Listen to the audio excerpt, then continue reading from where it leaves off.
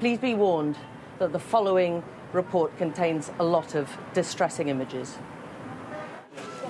The silencing of guns hasn't come soon enough to stop Gaza's pain.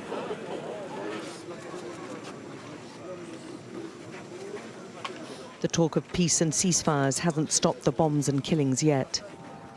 Even with a hostage deal agreed, there's been no let-up in aggression. Instead, an orgy of violence, homes flattened beyond recognition. This was Deir al-Balah in central Gaza. Hospital authorities say 128 bodies were recovered after multiple strikes here through night and day. As soon as I just closed my eyes to sleep, we woke up in the rubble, black dust, gunpowder, and the sound of screaming. Every crushed child's body, every grieving parent is emblematic of nearly 7 weeks of failure to stop this bloodletting. There's nothing that can prepare a community for this. And no truce which will erase the suffering. More than 100 corpses are in this grave. Many recovered, badly decomposed from Al-Shifa Hospital. The horror of what's happening here goes on and on.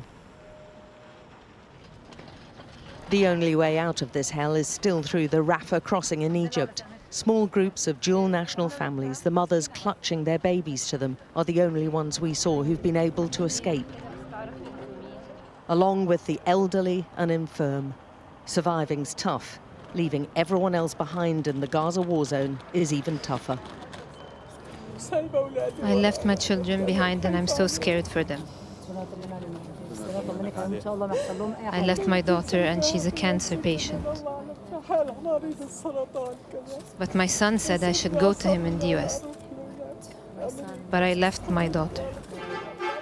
Her life packed up in 4 bags, but she survived where so many haven't. And it took a human rights lawyer to demand answers to some key questions.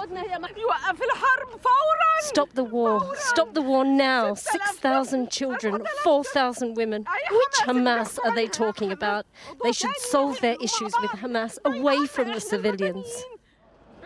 But there's going to be no relief for civilians, it seems, until the ceasefire kicks in and at least some hostages held in Gaza walk free. There have been small groups of dual nationals like this coming out all day. They've either got relatives in Gaza or they were working in Gaza. And this is the same gate, the Rafah border crossing, that the hostages will come out. And the real hope is that that will lead to something completely fresh and a much more positive peace in the future. There are lines of aid trucks waiting to go inside the Strip, with countries like Egypt and Saudi Arabia pushing the UN to break Israel's stranglehold on the delivery. They want UN agencies and not the Israeli Defense Forces to clear the aid coming through Rafah. Failure to agree on this, the Arab countries warn, risks the UN being complicit in what they view as war crimes and collective punishment. Saudi Arabia is going further, urging a ban on selling weapons to Israel. If any country in the world doesn't utilize the weapon in the right rules and doesn't follow the international law, then one has to think, do they have the right to receive those weapons?